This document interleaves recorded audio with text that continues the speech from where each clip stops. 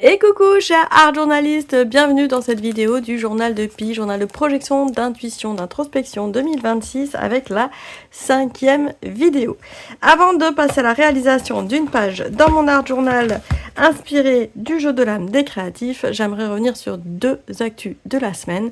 La première, c'est la prochaine interview d'une artiste de la Creative Alchemy, c'est Laurence Bozzi qui sera avec nous ce jeudi sur cette chaîne en direct à partir de 20h15. Donc tu peux déjà te mettre en notification, en rappel l'interview, comme ça tu ne la rates pas.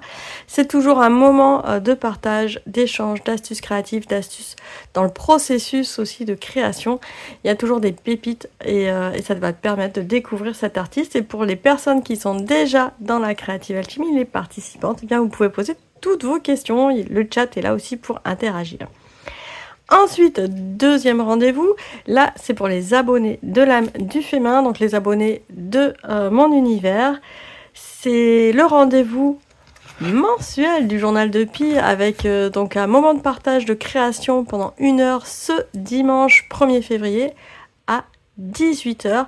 Et donc là c'est sur Google Meet, c'est directement en fait un moment d'interaction. Moi je donne le processus de départ pour créer votre page de journal de Pi, mais si vous pouvez partir sur juste une page de thématique et comme ça on crée pendant 1 heure, ça vous fait votre petit cocon pour bien démarrer la semaine suivante et le mois suivant surtout.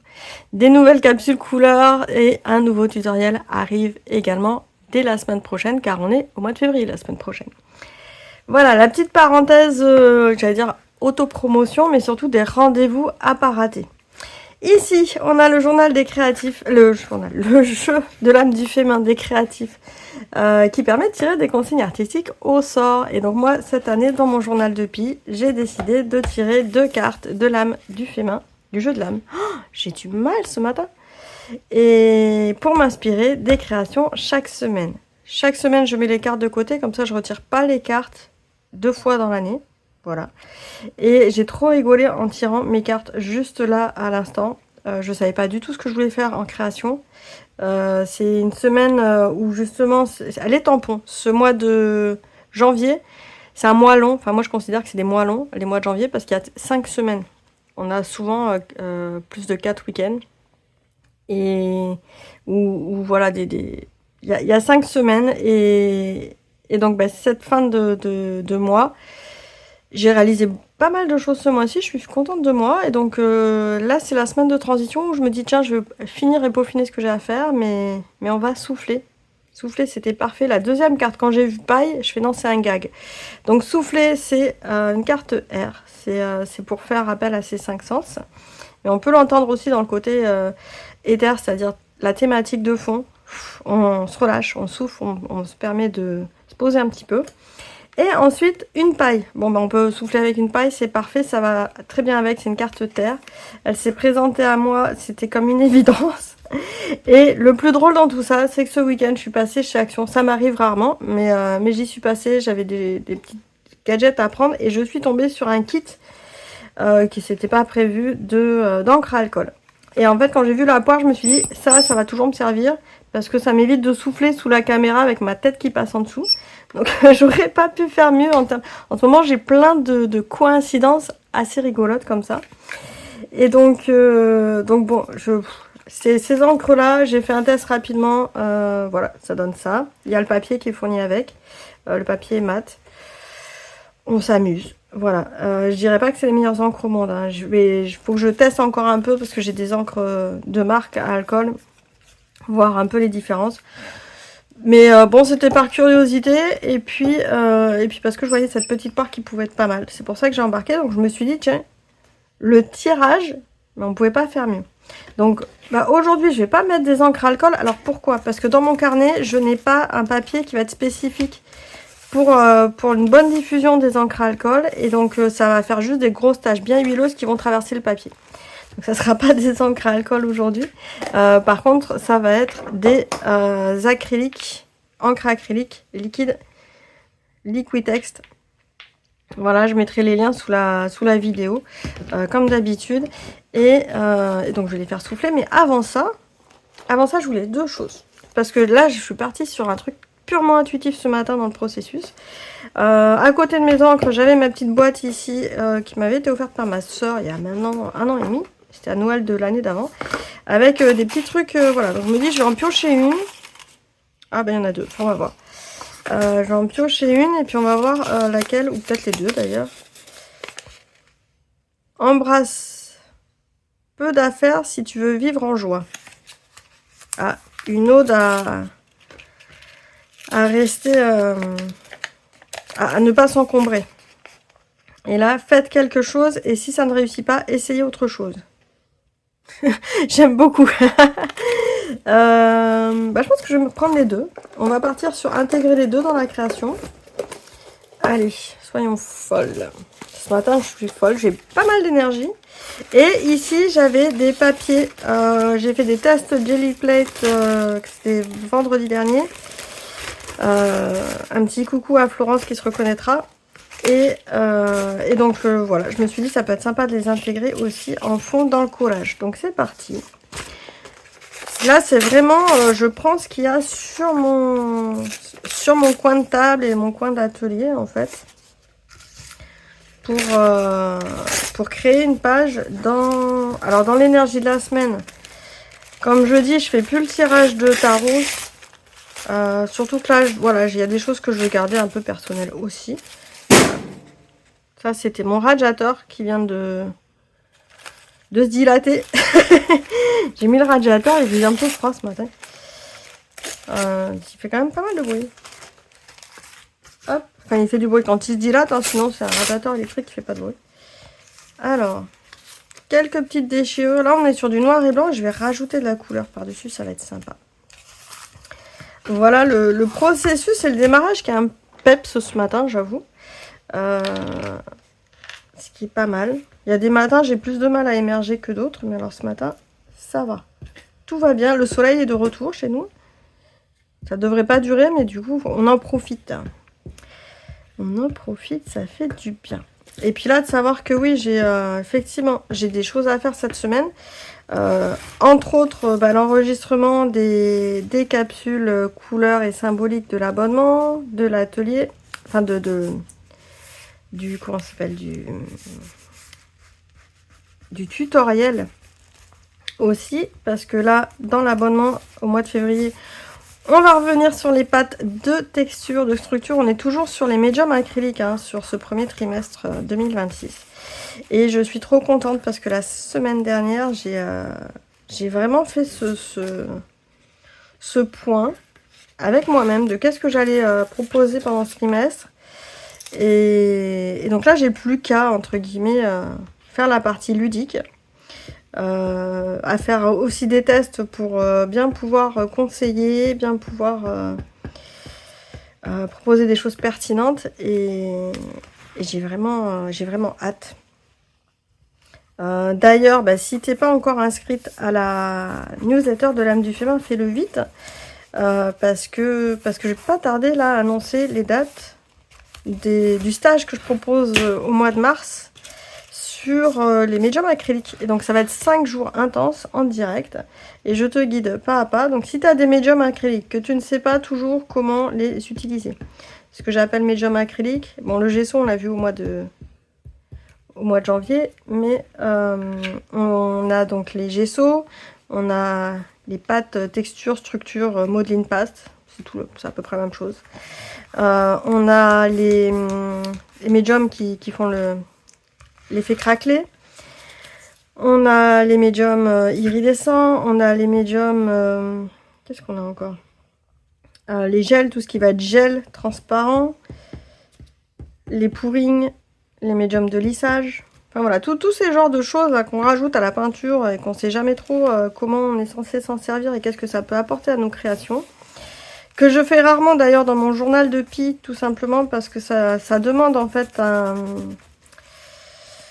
une utilisation un petit peu particulière et qui se prémédite.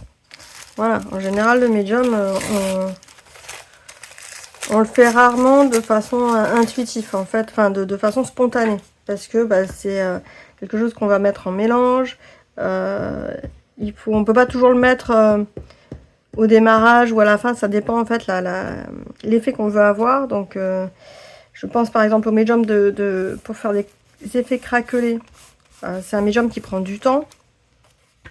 Et donc ça peut freiner leur utilisation alors que c'est des utilisations qui sont très simples. On va voir aussi le transfert d'image avec les médiums. C'est des choses qui peuvent être très simples en soi. Mais par contre, il faut juste prendre le temps de se pencher dessus. Donc si, en plus là c'est la période des soldes, j'allais dire, si vous avez vu des soldes sur les médiums que vous avez acheté en disant bah je sais pas, je le prends mais je sais pas encore comment bien l'utiliser, etc. Et bien là, ces 2 prochains mois, ça va vous parler. Et on va s'amuser avec, ça va être chouette. Donc j'ai vraiment hâte.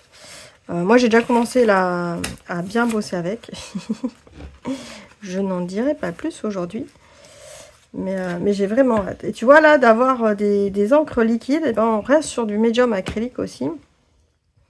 Et comment s'amuser finalement avec ces médiums-là, à se dire je prends une base de peinture, une marque que j'aime, et après je modifie sa texture, sa viscosité, parce que c'est ça en fait les médiums. Hein. On s'amuse à changer texture, viscosité, etc. pour faire des effets un peu particuliers. Ah, tu vois là en plus quelques collages et découpages et tac, on a déjà un truc sympa. Alors tu vas me demander certainement comment j'ai fait cet effet un peu à bulle là sur mon papier noir. C'est une erreur. Tac. C'est une erreur de Jelly. Enfin c'est une erreur.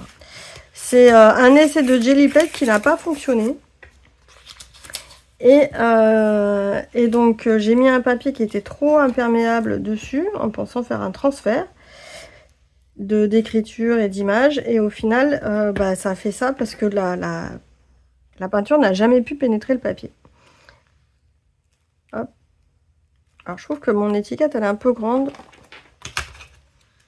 On va la recadrer un peu.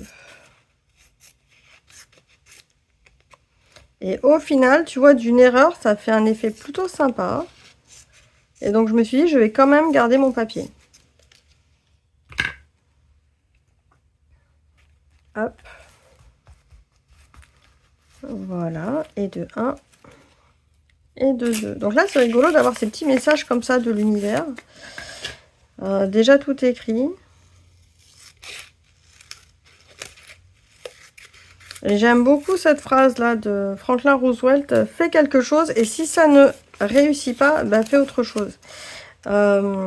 C'est vrai que, par exemple, là, on discutait avec mon conjoint ce week-end. Je sais plus comment c'est venu dans la discussion. On parlait des voitures et des voitures d'Elon Musk. Et la dernière voiture Tesla d'Elon Musk, faut pas me demander son nom. Elle a une mauvaise réputation. Elle fonctionne mal. C'est celle qui est toute moche là, qui est toute carrée, qui ressemble à un tank. Et voilà, elle a la réputation de mal fonctionner et de ne pas avoir des bonnes finitions, etc. Et je lui ai dit, mais tu sais, quand on voit tout ce qu'il a fait, Elon Musk, ben forcément il y a des trucs ça marche pas toujours. Hein. Et on va retenir que le fait qu'il ait réussi à faire des fusées qui réatterrissent, etc. Mais pour avoir réussi ces fusées qui réatterrissent, il en a usé quand même 3 qui n'ont pas réussi à réatterrir, quoi. Donc, en fait, c'est parce qu'il a fait des choses qui marchaient pas que finalement on retient ce qui fonctionne. Donc, de temps en temps, bah ouais, il y a une voiture moche qui est mal construite. Mais après, bon, c'est sûr que quelque part, on peut penser que lui, il peut se permettre ce genre de choses parce qu'il a les moyens. C'est vrai qu'il a pas mal de moyens, plus que moi en tout cas. Et il a beaucoup plus de ressources aussi. Mais en même temps, moi, à mon échelle, je me dis, bah oui, je peux tout à fait faire des choses. Et bah, ça marche pas à tous les coups, c'est normal. Même les meilleurs, ça marche pas à tous les coups. Et donc, c'est ok de dire, bah ok, ça marche pas, mais on peut continuer et faire autre chose ailleurs, quoi. Ça n'empêche pas, c'est pas pour ça qu'on doit se bloquer finalement. Alors, petite encre acrylique, petite poire, qui permet de souffler. Bon, c'est juste que ça fait un petit bruit. Mon ami hier, il s'est demandé, mais qu'est-ce que tu es en train de faire? Ça fait un peu le bruit du jouet pour chien.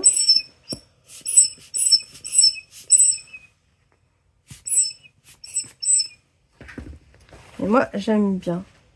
Hop, j'aime bien m'amuser avec ça. Là, tu vois, j'ai une petite coulure. Vite, est-ce que j'ai mon pinceau à réservoir d'eau sous la main? Comment ça, j'ai pas mon pinceau à réservoir? Il est passé où? C'est quoi ce travail? Bon. Ah, j'avais même pas fait attention. J'ai sorti le rouge, là. Mais pour le mois de février, justement, on va travailler le rouge franc. Alors pourquoi? Parce que déjà on en avait un peu parlé avec Florence Bouillaval de la différence entre les rouges et les magentas. Et aussi, surtout, parce qu'en février, il y a la Saint-Valentin. Et le rouge est la couleur de l'amour. Donc je me suis dit, bingo, on va prendre cette couleur de rouge franc. Tu vois, ça permet de faire des mélanges, c'est sympa. Hop.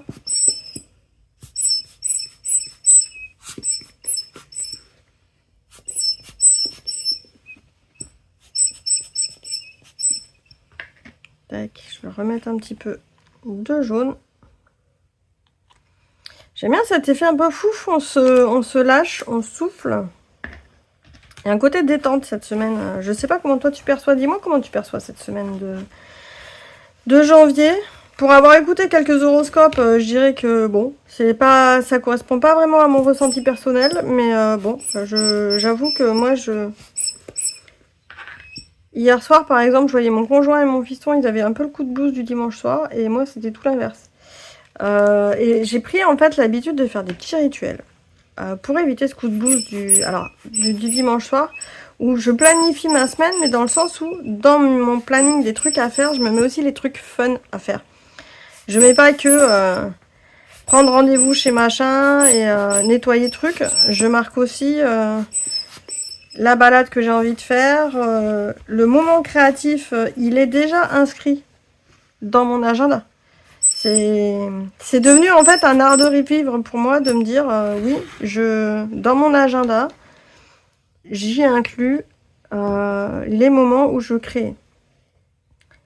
Et j'ai confirmation, d'ailleurs, là, je suis en train de suivre le programme de Julia Cameron avec Libérer votre créativité. Et en fait, ça confirme déjà tout ce que j'avais déjà un peu mis en place de mon côté. Et du coup, je suis assez contente. Je me dis, j'étais pas trop à côté de la plaque. Et en fait, ça vient renforcer. Moi, de suivre son programme, ça renforce un peu tout ce que j'avais déjà établi par moi-même. Et que, là, j'ai confirmation, en fait, que j'étais pas dans l'erreur, quoi. Et je me dis, ça va me permettre aussi d'aller moi-même plus loin, parce que ça confirme pas mal de choses. Je suis super contente.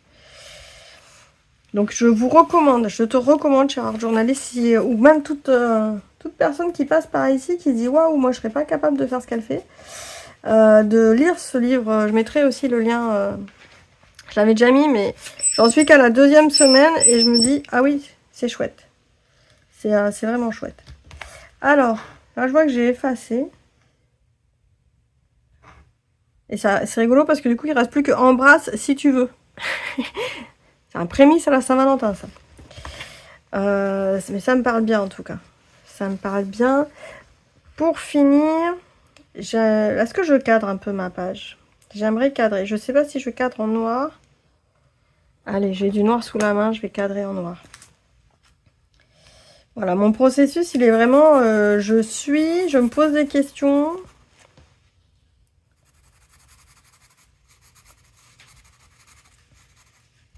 Ouais, non, ça rend pas super bien de cadre en noir. Hop.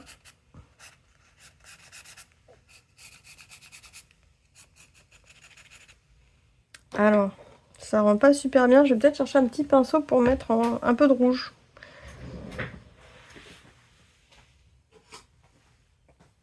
Voilà, j'avais pas besoin d'aller très très loin. J'aime beaucoup les encres acryliques et je les utilise pas très très souvent. Parce que j'y pense pas déjà. Alors, l'avantage par rapport à des encres aquarelles, c'est que là, on peut retravailler dessus. Si j'avais envie de mettre, je sais pas moi, une couche de gel transparent par-dessus pour donner du relief. Moi qui parle de médium acrylique. Cette encre ne bougerait pas. Elle conserverait sa place. Alors que si je prends une encre aquarelle et que je mets du gel acrylique par-dessus, le gel acrylique va réactiver mon aquarelle. Ça peut faire un effet sympa. Je dis pas qu'il faut pas le faire. Hein. Ça peut faire un effet sympa. Mais quand c'est pas un effet qu'on a voulu, on se retrouve toujours un petit peu bête. Donc, hop, hop. Voilà. Tac, c'est chouette.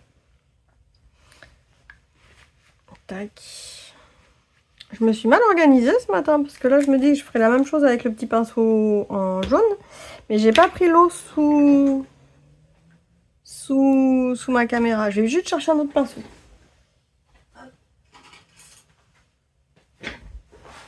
Voilà. Bah, il est plus gros du coup. Allez, pas grave. Et m'amuser à faire quelques tâches et après je pense que j'aurai fini cette jolie petite page qui va prendre du temps à sécher tranquillement. Mais tu vois, en fait, en ayant un peu des ingrédients de base, des papiers déjà un peu faits, une petite paille, et là, après, on n'a plus qu'à sortir le jeu de l'âme, qui est disponible aussi dans la boutique de l'âme du fait main, je ne l'ai pas précisé. Hein. Le lien est sous la caméra. Eh bien, on a tout de suite, on passe à l'action, on s'amuse.